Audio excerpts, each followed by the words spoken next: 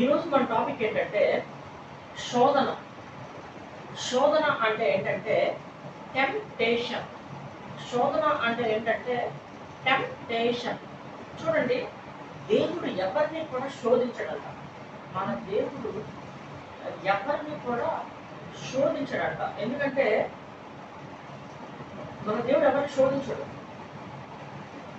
శోధన అనేది అపవాది నుంచి వస్తుంది, అపవాది అనేది సాతాను నుంచి వస్తుంది. సో శోధన అనేది అపవాది అయినా సాతాను నుంచి వస్తుంది.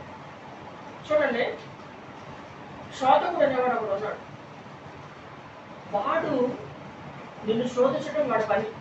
నిన్ను ఎలా శోధించాలి, నీ విశ్వాసాన్ని వాడు ఎలా దొంగిలించాలి అనేది అది వాడి పని అనమాట. చూడండి, దొంగ దొంగిలించడానికి, దొంగ నాశనం చేయడానికి, దొంగ హత్య చేయడానికి వస్తాడంట. సో వాడి పని ఏంటంటే నిన్ను ఎలాగన్నా శోధించాలి, నీ విశ్వాసాన్ని ఎలాగన్నా సరే చెడగొట్టాలనేది వాడి యొక్క ఉద్దేశం అనమాట. నిన్ను ఎలాగన్నా శోధించాలి, నిన్ను ఎలాగన్నా సరే ఇబ్బంది పెట్టాలనేది వాడి యొక్క ఉద్దేశం అనమాట. చూడండి, యేసుక్రీస్తు వారు ఈ భూమి మీదకి వచ్చినప్పుడు సో అపవాది అయిన సాతాను అంట ఆయన దగ్గరికి వచ్చి ఆయన శోధించడానికి చూసిందంట.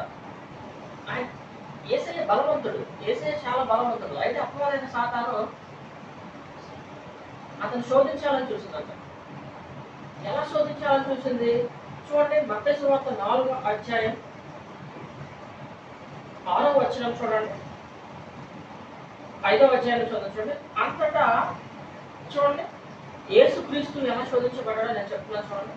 అప్పుడు యేసు అపవాది చేత శోధింపబడటకు ఆత్మ వలన అరణ్యమునకు కొనుకోబడను.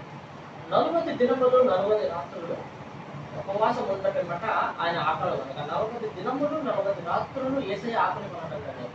ఆకలి కొనిన తర్వాత యేసయ్యకి ఆకలి వేసిందంటండి. ఆకలి వేసిన తర్వాత ఈ శోధకుడు యేసయ్య దగ్గరికి వచ్చాడంటండి. ఈ శోధకుడు యేసయ్య దగ్గరికి వచ్చి, నువ్వు గనక దేవుడు కుమారుడు అయితే ఈ రాళ్ళని నువ్వు రొట్టెలుగా చేస్తే,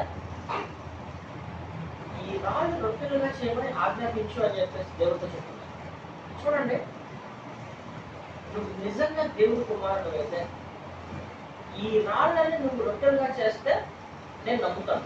మనం ఏమనుకుంటాం తెలుసా, మనకి ఎవరో ఒకరు సలహాలు చెప్తా ఉంటారు, నేను అది చేయొచ్చు కదా, నువ్వు ఇది చేయొచ్చు కదా అని చెప్పేసి మనం అనుకుంటా ఉంటాం. వాళ్ళు ఏ ఉద్దేశంతో చెప్తున్నారో మనకు అనవసరం.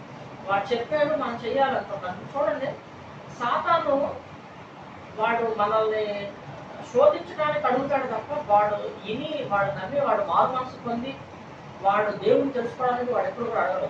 వాడు ఏంటంటే మనల్ని ఎలాగైనా ఇసిగించాలి, మనం ఎలా శోధించాలని చెప్పేసి అడుగుతా ఉంటాడు. ఇప్పుడు యేసయ్య కనుక రాళ్ళని రొట్టెలు చేశాడు అనుకోండి, అయినా సరే వాడు నమ్మడు.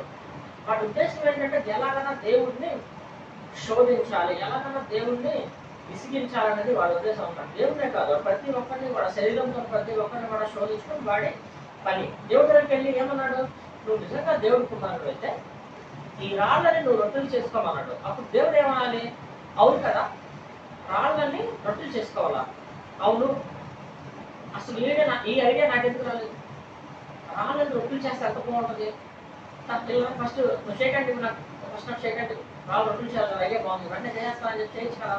ఎందుకు చేయలేదంటే అపవాది అనేవాడు వాడు నిజంగా రాళ్ళు రొట్టెలు చేసినా వాడు మారడు. నిజంగా రాళ్ళు రొట్టెలు చేసినా వాడు మారడు. వాడు మారే రకం కాదు. దేవుడు మన హృదయాన్ని ఎరిగిన దేవుడు. Hour God knows our heart. నీ హృదయం ఏంటో ఆయనకు తెలుసు. నిజంగా ఈ రాయి కనుక నువ్వు రొట్టెగా చేస్తే నువ్వు మారుతావు, నువ్వు నన్ను నమ్ముతావు, రక్షణలోకి వస్తావు, నువ్వు దేవుడిని అంగీకరిస్తావంటే ఆయన మారుస్తాడు. బండ నుంచి నీళ్ళే ఇప్పించిన దేవుడు. రాళ్ళు రొట్టె చేయడం మనకు అంత విషయం కాదు. కానీ అతను మాడు, అపవాదైన సాతాను అనేవాడు ఈ అద్భుతం ద్వారా అతను మాడు. ఎందుకంటే దేవుడు అల్ఫా ఒమేగా అయిన వాడు. దేవుడు ఆయనకి ప్రజెంట్ తెలుసు, ఆయన ఫ్యూచర్ తెలుసు, ఆయన పాస్ట్ కూడా తెలుసు. శోధకుడు సాతాను అనేవాడు ఆ రాయి రొట్టె చేసినా సరే వాడు మారడం తెలుసు కాబట్టి దేవుడు చేయలేదు. చూడండి, మనకి కొన్ని గిఫ్ట్స్ అండ్ టాలెంట్స్ ఉంటాయి అనమాట. అది అనవసరంగా మనం మిస్యూజ్ చేయకూడదు. అవసరమైతే వాడాలి, అవసరం లేదనుకోండి వాడాల్సిన అవసరం లేదు. నిజంగా అవసరమైతే దేవుడు అద్భుతం చేయడానికి సిద్ధంగా ఉన్నాడు. తర్వాత సాతాను ఎలా శోధించాలని చూసింది. అప్పుడు దేవుడు ఏం చెప్పాడు, మనుషులు రొట్టె వల్ల మాత్రము బతకరు కానీ దేవుడు నోటి నుంచి వచ్చి ప్రతి మాట వలన బ్రతికేవారు. అంటే మనిషి రొట్టె తినటం వల్ల బతకడు. అంటే మనిషి నువ్వు అన్నం తినటం వల్ల లేదంటే మంచి ఫుడ్ తీసుకోవడం వల్ల బతకడు. కానీ మనం మంచి ఫుడ్ తీసుకోవాలి, మంచిగా హెల్త్ కేర్ తీసుకోవాలి, మంచి డైట్ తీసుకోవాలి. కానీ ఆ ఫుడ్ తీసుకుంటేనే బతకాలని చెప్పేసి రూల్ లేదు. దేవుడు మనకి ఈ రోజు ఇన్ని గంటలు ఆయుష్ ఇస్తే అన్ని గంటలు బతుకుతాడు. ఇప్పుడు సపోజ్ దేవుడు ఈ రోజే ఉండాలి, ఈ రోజు వరకే నీ ఆయుష్ అని అనుకోండి. నువ్వు ఎంత మంచి ఫుడ్ తీసుకున్నా సరే ఈ రోజు వరకే ఉంటుంది. దేవుడు నీ యొక్క ఆయుష్ని ఆయన నిర్ణయించున్నాడు. దేవుడికి ఆయన నీ యొక్క దినంలో లెక్క ఎంతో తెలుసట. He knows the days of your life. నువ్వు ఎంతకాలం బతుకుతావు నీ దినంలో లెక్క ఆయనకి తెలిసే ఉన్నది. మనము గడ్డి మారమని, మనం తిరిగి రాని వాళ్ళని ఆయన తెలిసే ఉన్నది. హీ నోస్ మన సమయం ఏంటో మన కాలం ఏంటో ఆయనకు తెలుసు. సో మనిషి రొట్టె వల్ల బతుకుతాడు, అది నిజమే. కానీ రొట్టె వల్ల మాత్రమే కాదు, కానీ ఆ రొట్టెతో పాటు దేవుడి నోటి నుంచి వచ్చే మాట వల్ల కూడా మనిషి బతుకుతాడు. ఎందుకంటే మోషే 40 రోజులు వాటర్ తాగలేదు, 40 రోజులు అన్నం తినలేదు. కానీ బతికాడు లేదా మరి 40 రోజులు ఆహారం లేక చనిపోలేదు. ఇప్పుడు ఏసై కూడా 40 రాత్రులు అన్నం తినలేదు, 40 రాత్రులు వాటర్ తాగలేదు, ఆహారం తీసుకోలేదు, మరి బతికడలేదు. దేవుడికి సమస్తము సాధ్యమైన అసాధ్యమే లేదు. తర్వాత అప్లై ఇంకా ఎలాగైనా శోధించాలని ప్రయత్నం చేస్తాడు. పరిశుద్ధ పట్టణానికి ఆయన తీసుకొని పోయి దేవాలయ శిఖరం ఆయన ఎలా పెట్టి ఏమంటుందంటే, నువ్వు కనుక దేవుడి కుమారుడు అయితే పైకి నుంచి దూకు. ఒకవేళ నువ్వు దూకితే నీ పాదాలకి రాయి తగలకుండా ఆయన ఎత్తి పెట్టుకుంటాడనే వాక్యంలో ఉంది కదా. సో మరి అలాగే నువ్వు ట్రై చెయ్యి. ఈ కొండపై నుంచి ఒక దేవాలయ శిఖరం మీద నుంచి నువ్వు దూకేసి అయినా సరే నువ్వు చనిపోకపోతే నేను బతుకుతాను, నేను నమ్ముతాను అని చెప్పేసి అని చెప్తున్నాను. దూతం పట్టుకుంటాను ఏం కాదు దూకాను. ఇప్పుడు చూడండి, నీకు తెలియకుండా ఏదైనా ప్రమాదంలో నువ్వు పడితే దేవుడు రక్షించడానికి అర్థం ఉంది. నువ్వు పొరపాటున ఏదైనా జారి పడితే దోకలు వచ్చి పట్టుకోవడానికి అర్థం ఉంది. నువ్వు కావాలనే చెప్పి వెళ్ళి మాటికి వెళ్ళి పైనుంచి దూకుతుంది. దేవుడు ఎలా కాపాడతాడు? నీ ప్రమేయం లేకుండా ఏదైనా నీకు హాని జరిగితే ఆయన దూకలు ఖచ్చితంగా పంపిస్తాడు. నువ్వు కావాలని చెప్పేసి నువ్వు పైనుంచి దూకి దేవుడు ఉంటే నన్ను ఎలా పట్టుకోవాలి, దో పట్టుకుంటే చూడండి, నీ దేవుడు యెహోవాని నువ్వు శోధించకూడదు. You should not test the Lord your God. పైనుంచి దూకుతాను దూకలు పట్టుకోవాలి, పట్టుకుంటావు లేదా? You cannot test the Lord your God. మనం దేవుడిని శోధించకూడదు, దేవుడిని నమ్మాలంటే. ఈ కనాట్ దేవుడిని మనం శోధించకూడదు. మనం నమ్మాల్సింది ఏంటంటే, కావాలని చెప్పేసి మనం ట్రైన్ కట్టంగా లారీ కట్టంగా వెళ్ళిపోతాం, కావాలని చెప్పేసి మన కనుక చేయబెట్టి కావాలని నాడు చూసేసి దేవుడు కాపాడతాడు. దేవుడు శోధించకూడదు. అందుకని దేవుడు ఏమన్నాడు? ప్రభు అయిన నీ దేవుడిని నువ్వు శోధించకూడదు. ఎందుకు? You cannot test lord your God. ఎందుకంటే భూమి ఆకాశం ఆయన ఏసైతే భూమి ఆకాశం. ఈ సాతాను వచ్చి ఆయన శోధించాలని చూస్తుంది. చూడండి, ఇంకొకటి ఏం చెప్తుంది? ఇంకొక ఎత్తైన కొండ మీదకి ఆయన తీసుకెళ్ళినాక అపవాది తీసుకెళ్ళి ఈ రాజ్యంలో ఈ మహిమ అంతా కూడా నేను దేవుడు చూపించు, నువ్వు నాకు సాగిలు పడితే నమస్కారం చేస్తే వీటన్ని కూడా నీకు ఇస్తానని చెప్తున్నట్ట. చూడండి, ఈ భూమిని ఒక మాటతో కలగ చేసిన దేవుడు ఆయన తలుచుకుంటే ఇంకొక భూమిని ఇంకొక ఆకాశాన్ని సృష్టించుకోగల సామర్థ్యం కలిగిన దేవుడు మన దేవుడు. ఆయనకి ఆశ చూపించాలి. సాతాను ఎప్పుడైనా సరే చూడండి, శరీరాశ ఒకటి, నేత్రాశ ఒకటి, జీవబలం ఒకటి. అంటే ఈ డబ్బులు నీకు ఇస్తాను, ఈ పదం నీకు ఇస్తాను, ఇది నీకు ఇస్తానని చెప్పేసి వాడైతే నిజంగా ఇవ్వడు. వాడు మోసం చేసే రకం అన్నమాట. ఇస్తాను ఆశ చూపించి మోసం చేసే రకం. మన దేవుడు మాట తప్పని దేవుడు. సో అయితే దేవుడు ఏమంటాడంటే, నువ్వు నాకు మొక్కితే నేను నీకు ఇస్తానని సాధన అన్నప్పుడు దేవుడు అంటాడు ఏమంటే, నీ ప్రభువైన నీ దేవుడిని మొక్కి ఆయన మాత్రమే నువ్వు సేవించాలి. నువ్వు ఎవరు పెడితే వాళ్ళని సేవించకూడదు. ఎందుకు? మన దేవుడు పరిశుద్ధుడు. ఆయనే స్తోత్రార్హుడు, స్తుతులకు పాత్రుడు. ఆయన మాత్రమే ఆరాధించాలి. సో డబ్బు కోసము ఇంకొక దాని గురించి నువ్వు ఏ రకమైన దాన్ని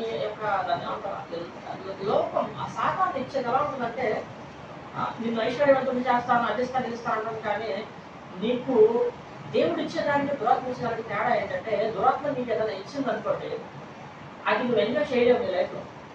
దురాత్మ నీకు బాగా నిన్ను డబ్బులు వచ్చేలా చేసి, బాగా నువ్వు మోసాల ద్వారా, బాగా నువ్వు కరప్షన్ ద్వారా నువ్వు ఏదైనా తీసుకున్నావు అనుకోండి, దురాత్మ ఏం చేస్తానంటే, నువ్వు సంపాదిస్తావు కానీ దాన్ని నువ్వు ఖర్చు పెట్టక ముందే నేను ఈ భూమి మీద నుంచి తీసేయాలని చెప్పి వస్తుంది అన్నమాట. ఏదో నీకు ఏదైనా నేను ఎలాగైనా నిష్ప్రయోజనాలను వస్తుంది. కానీ ఎప్పుడైతే దేవుడి ద్వారా మనకు ఐశ్వర్యం వస్తుందో, దైవికంగా వస్తుందో, దేవుడు అది స్థిరంగా వస్తుంది అనమాట. అంటే దాన్ని మనం ఎంజాయ్ చేస్తాం. సో దేవుడు మనల్ని శోధించడు. ఒకవేళ శోధన వస్తుందంటే అది దేవుడి నుంచి రాలేదు, అది సాతాను నుంచి వచ్చింది.